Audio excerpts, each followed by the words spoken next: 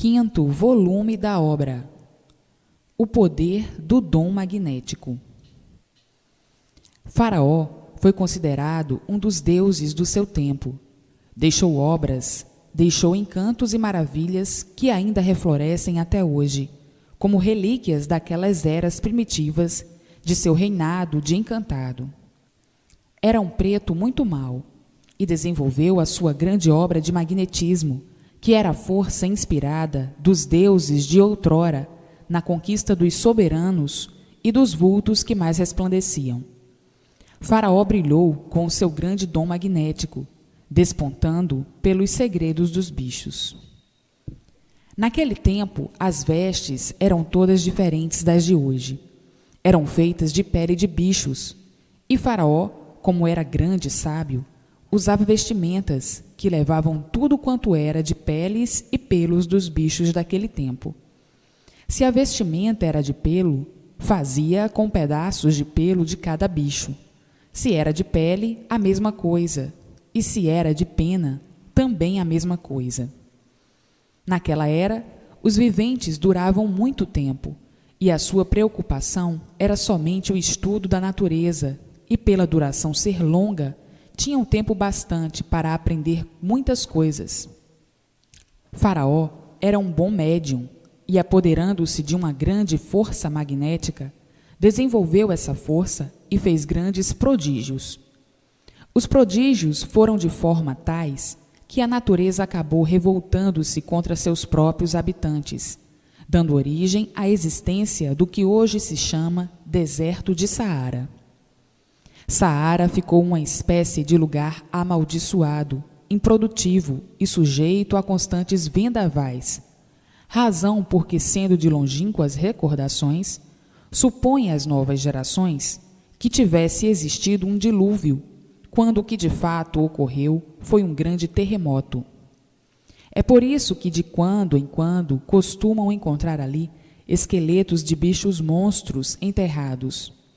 E as novas gerações passam a conhecer a existência longínqua de mastodontes, que ninguém atualmente tem conhecimento. Por tudo isso ter acontecido, é que costumam dizer, erroneamente, que o mundo já se acabou em água. É que noutros tempos não havia condução, não se cogitava de andarem descobrindo terras para que tivessem contatos com outras nações e outros lugares.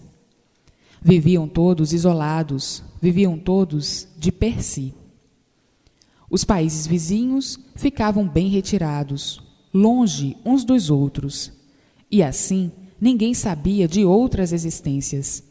E foi por isso que surgiu a suposição do fim do mundo por meio do dilúvio. Quando os países começaram a ficar adiantados, a se locomoverem, é que vieram a descobrir o deserto de Saara, que tinha sido, em eras remotas, uma grande cidade. Então, esse primitivo faraó, sendo de uma grande força magnética, tudo fazia da noite para o dia. E por o povo acompanhar o mesmo símbolo de magnetismo, é que era povo mau e endiabrado, fazendo coisas impossíveis e absurdas de tanta maldade entre eles. E para que tudo isso não se propagasse entre outros povos, com o tempo, a própria natureza revoltou-se contra os seus habitantes. Apareceram mais tarde diversos faraós nas mesmas condições, com as mesmas influências do encanto, existindo até hoje as suas cavernas encantadas, onde reinam os malefícios para qualquer criatura que se atrever a entrar nessas cavernas, onde eles foram sepultados. Agora, se esse faraó foi assim, atraiu com suas influências mais as influências de outros faraós, que já não tinham tanta força quanto o primitivo, mas que a si mesmo produzem o mal, como toda e qualquer força magnética só produz o mal. Muitos se enganam e pensam que a força magnética produz o bem. Se a força magnética produzisse o bem, todos estariam bem, porque todos são produtos da força magnética, pois são produtos da matéria. A força magnética produz a matéria. É por isso que o ser humano é sofredor, é mau, é um ser material. Os viventes que se desenvolvem para adquirir a força magnética tornam-se uns bichos em figura de gente. A força magnética invisível fabrica essas pedras que tratam de raios e coriscos. E vejam os estrondos e os estampidos quando eles caem na terra. São produtos de quê? Da força magnética. Se os viventes não fossem feitos pela força magnética, seriam eternos. Mas, por serem produtos dessa força magnética, é que assim tudo está, aparentando tudo serem e verdadeiramente nada serem. Estão aí aparentando que têm vida, mas por a vida ser feita pelo magnetismo, é que de uma hora para outra desaparecem, perdem a vida. É por isso que o estudo do magnetismo é um estudo misterioso, que ninguém pode alcançar seu fim. Por a própria vida ser produto do magnetismo, e por isso um produto inferior nunca pôde dar solução do superior. Então vivem aí alimentando o magnetismo com seres materiais, que são tudo aquilo que comem e bebem.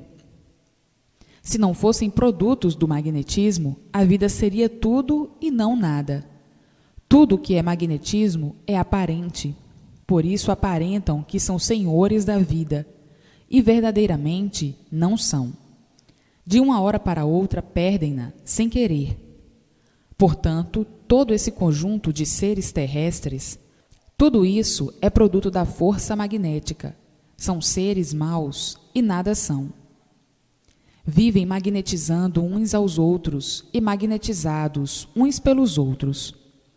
O que é o Sol? É um aspirador magnético. A Lua, da mesma forma. As estrelas idem. Tudo formação magnética, e por isso estão sempre em fogo. O que queima é bom? Não. O que queima é mau. E, portanto, foi um aspirador magnético que deu aspiração a outros magnéticos que estão sob o seu domínio. A Lua, outro aspiral magnético, outra aspiração. Parece um frio, mas não é frio. É fogo. Queima, chamando-se então carbono magnético superior, que é do Sol. O carbono, sendo de uma formação carbonizada, perde a influência de brasa, de fogo, mas queimando igual a fogo. Perdeu a sua ação vermelha de brasa, de fogo, tornou-se escura, mas embora diferente, com o mesmo queimor. Então muitos falam em magnetismo e principiam a estudá-lo, mas nunca encontraram o fim. É um estudo sem fim. Se não fossem produzidos pela força magnética, seriam eternos, mas por serem gerados da força magnética, é que aí vivem aparentemente até não poderem mais. Muitos, por não terem conhecimento da natureza nem de si mesmos, falam em magnetismo sem saberem o que estão falando, sem saberem que os seus formatos de humanos são feitos de magnetismo, por a força ser toda magnética e elétrica. O frio mata, por ser a força magnética do carbono. Por isso, a noite é escura, é do carbono, formada do resíduo da apuração da formação do Sol. Isso é que originou outro corpo, é que deu formação à Lua, com a sua vida, os transes e os efeitos materiais. É por isso que a Lua mexe com tudo. Um dá o efeito, o outro dá a fórmula. São dois relógios em um corpo só. O Sol é o relógio e a Lua é o ponteiro. A Lua é o ponteiro porque, conforme as horas, ela vai diminuindo, até sumir de todo, e depois aumenta até se tornar redonda. Faz assim os seus quartos. As estrelas são monótonos do giro magnético. Existem viventes que procuram captar grandes forças magnéticas, mas os efeitos não são bons. São forças destruidoras, perturbadoras, por serem cargas demasiadas, forças além do natural do organismo. Trazem o desequilíbrio e a lucidez demasiados, ao passo que a imunização racional regula os corpos magnéticos, por ser superior a todos os efeitos que compõem esse mundo. A força elétrica só é boa quando bem regulada. Desenvolvendo e recebendo carga superior às forças do organismo, prejudica e traz o mesmo negativo do magnetismo, porque onde está uma, está a outra. É por isso que todos os espíritas acabam sofrendo do coração e morrendo de moléstia do coração, porque o coração é o dínamo de todos, é quem recebe todas as amperagens anormais, é o órgão mais prejudicado do corpo humano. O corpo humano possui ainda o relógio, que é a cabeça, os ponteiros, que são as vistas, os ponteiros do som, que são os ouvidos, o ponteiro do aroma, que é o nariz, o ponteiro do gosto, do paladar, que é a língua, e ainda a boca, do suprimento da corda, por onde entra o alimento da máquina, o alimento magnético dos seres materiais. Portanto, o que é a parte espiritual? O que é espiritismo? Espiritismo é magnetismo. São do mesmo ramo, com diferença que na matéria uma parte é visível e a outra invisível. Por ser magnetismo é que o espiritismo nunca passou disso, sempre encerrando tudo no infinito, misteriosamente. Não passando de um entupimento que atrasa o mundo desde longas eras e veteranos séculos, mantendo sempre o sofrimento desse mundo, e cada vez pior. E os viventes, incautos ao conhecimento verdadeiro das coisas, admitindo-o como uma coisa de grande superioridade. Muitas vezes sofrendo por causa do espiritismo, e com o tempo descrendo e fazendo os outros descrerem também, por chegarem à conclusão de que o espiritismo é como outro credo de ciência caduca. Se não fosse caduca, já há muito que todos no mundo estariam certos, por o espiritismo acertar todos com a sua força, com seu poder, com seu equilíbrio de potentado. Mas, por tudo isso ser da parte elétrica e magnética, é que nunca puderam chegar à conclusão das coisas claras, provadas e comprovadas, como muitos desejariam que fossem, para então poderem admitir. E por isso uns tantos admitem, e assim vão aventurando, caducando e sofrendo, e outros tantos não admitem, dizendo que ruim por ruim é melhor ficarem como estão. Esses caducos dizem que já vêm encarnando e desencarnando no espiritismo desde o princípio desse mundo. Ora, o mundo já é muito antigo. Então, eram já para nascerem pelas reencarnações dos espíritos, sábios, perfeitos e puros. E quando acaba, nascem ao contrário, cada vez piores, cada vez feras mais bravias. Tudo isso é preciso aprender, e a verdade é que são maus, ruins, desumanos, selvagens e verdadeiras feras. Isto é para os caducos que ainda vivem sonhando com fruta da ilusão. Para esses cegos de olhos abertos, que não sabem divulgar nem o que estão vendo, por serem produtos do magnetismo, seres magnéticos, magnetizados e magnetizando. Isso se dá com os viventes que vão sendo magnetizados pelas coisas que estão enxergando, mas que não sabem divulgar o que dessas coisas. Então, costumam dizer que estão sugestionados, que vivem dominados pela autossugestão, produto da sujeira, porque da sujeira são. Qual é a origem do ser humano? O que é o espermatozoide? É um líquido com semelhança de goma, a evidenciar que são mesmo produtos da sujeira, e por isso, admitindo como bom tudo quanto é asneira, e por tal são dominados, tendo na sugestão e autossugestão a ilusão do que pensam que serve e que é bom. E assim sendo, a vida composta de seres magnéticos pelos seus efeitos é que vive o mundo nessa confusão há muito, onde nunca as filosofias puderam embargar o sofrimento, pois as seitas e filosofias são todas feitas pelos magnetizadores, que são os seres humanos. E por isso, Quanto mais filosofias, mais sofrimentos, como assim, de há muito, o mundo vem sentindo. Qual foi a filosofia que trouxe ao mundo o bem, a paz e a felicidade de todos? Nenhuma, porque tudo isso é feito magnético, e por ser feito magnético é que o mal sempre se multiplicou, vem sempre aumentando e não diminuindo. Portanto, vejam que aí ainda não está a verdade, como muitos pensam, por estarem magnetizados por esta ou aquela filosofia. O magnetismo é de uma força tal, tão natural, por ser da natureza de todos, que os viventes estão magnetizados por isto ou por aquilo e não dão por ela, devido à natureza ser magnética. Falam em bem, falam em bom, mas tudo é passageiro por ser produto magnético, produto dos efeitos magnéticos e da origem magnética. Então, pergunta o vivente: e no Espiritismo não está a verdade? Digo eu, não.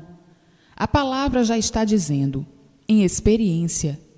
É o que quer dizer Espiritismo, por ser do mesmo conjunto magnético, seres invisíveis da formação elétrica e magnética que compõem o conjunto da formação do mundo, com a diferença de serem seres invisíveis ou corpos invisíveis. Como o vento. O vento é um corpo invisível. Sentem-no, mas não o enxergam. É poderoso. E assim, outros gases e outras coisas que existem da mesma ramificação. Como a eletricidade, que é um corpo poderosíssimo, mas invisível. Sentem-na, mas não a enxergam. Existe, assim, a parte magnética visível e a parte magnética invisível. Por exemplo, um vento mau é invisível, mas por sua grande carga magnética só produz o mal. A eletricidade é invisível, mas com sua carga muito forte mata o vivente, carboniza-o. Portanto, existem corpos magnéticos visíveis e invisíveis, assim como tem corpos elétricos visíveis e invisíveis. A luz elétrica é um corpo elétrico visível. Agora, o vivente que não tem instrução de coisa alguma, aceita tudo e não sabe nunca o que diz, vivendo muitos assim, magnetizados pelo Espiritismo e pensando que no Espiritismo está a verdade das verdades. Se no Espiritismo estivesse a verdade das verdades, já há muito todos teriam a solução perfeita do mundo, pois se o dono do mundo fosse um espírito, este de longos tempos teria dado essas soluções do princípio e fim do mundo, e seriam todos governados por espíritos. Teriam que obedecer se no Espiritismo estivesse a verdade das verdades que erroneamente apregoam.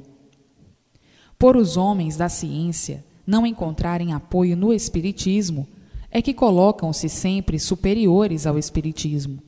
E por isso, quem governa são os homens, e não os espíritos. Os espíritos obedecem às leis dos homens, e não os homens obedecem às leis dos espíritos, pois desde muito ficou constatado que a lei do Espiritismo é uma lei caduca, para quem quiser ficar caducando com semelhante filosofia ou atropolosofia. Atropolosofia quer dizer atropelado por uma ciência misteriosa, sem princípio e sem fim, mais adequada a maus resultados do que a bons, por não estar definida, vivendo os espíritas sempre em experiências, e errando mais do que acertando. Eis a razão dos fracassos dos adeptos do Espiritismo. Existem muitos viventes que, por não conhecerem, pensam e julgam que a imunização racional seja espiritismo. A imunização racional é diferente do espiritismo, como da água para o vinho. É de outro plano superior, que é da parte racional, de onde o vivente, ligado pela imunização, recebe tudo o que precisa. É imunizado por ser da parte racional. Se fosse da parte espiritual, receberia a espiritualização. Por faltar a instrução ao vivente, é que este, por falta de conhecimento, tem mesmo que fazer confusão. A imunização racional não pertence à parte magnética e elétrica, é de um mundo superior a esse. É feita diretamente da planície racional que fica muito acima do Sol. O imunizado está ligado a este aqui de cima, por meio da imunização, que dá ao vivente todo o esclarecimento perfeito de qualquer coisa. Uma vez imunizado, está a par de tudo, sendo, portanto, muito diferente da espiritualização. A espiritualização é aí desse conjunto elétrico e magnético, desse globo, desse mundo. É por isso que a espiritualização é falha e a imunização é perfeita e sem falha. Todas estas explicações, de muitos jeitos, são necessárias, pois para muitos, uma insignificante explicação é quanto basta para compreenderem tudo, e outros precisam de diversas formas de explicações para chegarem à mesma compreensão. Uns tantos têm instrução suficiente para compreender e alcançar as coisas depressa, com poucas palavras, e outros tantos, sem instrução, precisam de explicação de diversas formas para chegarem à mesma conclusão. E esta escrituração é feita para todos, para os que sabem e para os que não sabem, para os que têm instrução e para os que não têm. Querem saber o que representa a imunização? Representa muitas coisas. Em primeiro lugar, a salvação eterna. Em segundo lugar, o saber completo de todo o seu ser, dos seres do mundo e assim sucessivamente. Portanto, quem conhece o que é imunização, considera o Espiritismo como uma coisa sem importância. O Espiritismo só tem importância para quem não sabe o que é o Espiritismo. Para quem conhece a formação de todos os seres e os efeitos de todos, não dá importância ao Espiritismo.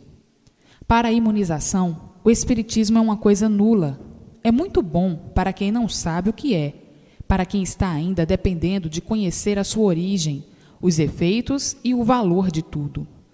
É para verem como no magnetismo está o fator desse mundo e dos seus efeitos. Se não fosse o magnetismo, não haveria diferenças, não haveria o feio, tudo seria bonito, tudo seria bom. Onde está o magnetismo não existe perfeição, não existe pureza, nem existe o bem. Tudo é aparência, ilusão de ótica, passageiro, transitório, e por isso tudo se acaba. Eis porque esse é o mundo dos fariseus, das fantasias, das aparências, da hipocrisia, o mundo do mel em sonho, o mundo do fel em vida. Juntando essas partes e concluindo com outras, torna-se essa vida um pedaço do nada. Por que é um pedaço do nada? Porque o mundo nada é. E nada sendo, os viventes nada mais têm que um pedaço do nada. Tudo brilha aparentemente, mas por a vida nada ser, por o mundo nada ser, vale tudo e não vale nada, ou vale tudo aparentemente. E assim, quando reconhecerem melhor a vida por dentro e por fora, chegarão à conclusão de que o melhor da vida é o desprezo, porque o nada aparentemente tudo é, e verdadeiramente nada é. E o que assim é, o desprezo é o melhor de tudo. Quem chega à conclusão do que a vida é e do que o mundo é, olha para tudo com a maior indiferença. E se todos tivessem o verdadeiro conhecimento e reconhecimento destas realidades, não existiriam descontentamentos, brigas nem guerra, por a tudo darem o desprezo. Por todos viverem ao contrário do que deveriam viver, é que encaram a vida com um valor tal que se aborrecem por tudo, brigam por tudo, visando sempre um panteão de glórias erguido do nada, por considerarem o nada como tudo, sem saberem que esse tudo só tem valor aparente. Então aí, o vivente, ludibriado e magnetizado pelas aparências, deixa-se levar por um abismo adentro, sem saber que as aparências o ludibriam e o depravam. É um nada com aparência de tudo ser, e que verdadeiramente nada é. É por isso que quem não sabe quem não é orientado, faz disso uma grande confusão, interpretando o nada com um juízo de valor que ele não tem, até que chegue à conclusão que nada adianta nessa vida, porque o nada em nada transforma a vida. E da mesma forma transforma o mundo, e as aparências jamais poderão realçar fulgor. Basta ser aparente para ser algo que está dentro da lei da transformação, do nada para o tudo e do tudo para o nada. E assim, o tudo da vida só tem valor para quem não conhece o que é a vida. Faz um juízo de valor que não existe, para mais tarde, então, refletir melhor na apreciação da transformação para o natural. Portanto, o que mais vale? É o tudo aparente ou é o tudo verdadeiro? É o tudo verdadeiro. Aonde se encontra o tudo verdadeiro? Na imunização racional. Na imunização racional encontram o tudo verdadeiro e o tudo aparente está no encanto. O tudo verdadeiro é o conhecimento que todos procuram e não o tudo aparente. O tudo aparente hoje é uma coisa, amanhã é outra. Portanto, quem tiver conhecimento da imunização racional só poderá aceitar o tudo verdadeiro. Aquele que conhecer a imunização racional, cujo conhecimento está nesta escrituração, jamais deixará o tudo verdadeiro pelo tudo aparente. Aquele que não tem estes conhecimentos julgará sempre o certo como errado e o errado como certo. E quando chega a conhecer o verdadeiro certo, naturalmente estranhará e exclamará: finalmente ajustei-me ao meu natural. O nada aparente vale muito para quem não conhece o tudo verdadeiro. Quem tem conhecimento do seu natural, que é o tudo verdadeiro, não dá importância a esse tudo originado do nada, porque o tudo do nada não vale nada. Aparentemente, o tudo do nada realça valor, mas verdadeiramente não tem. Daí costumam dizer: o direito do torto é o torto. Se tortos não fossem, não dependeriam de aprender para acertar. Aprendendo sempre errado, e o vivente errando e torcendo o direito definitivamente. É neste ponto que findam todas as ilusões e morrem. Está aqui explicada a vida daqueles que conhecem o tudo somente aparentemente e desconhecem o tudo verdadeiro, por ignorarem a sua origem natural.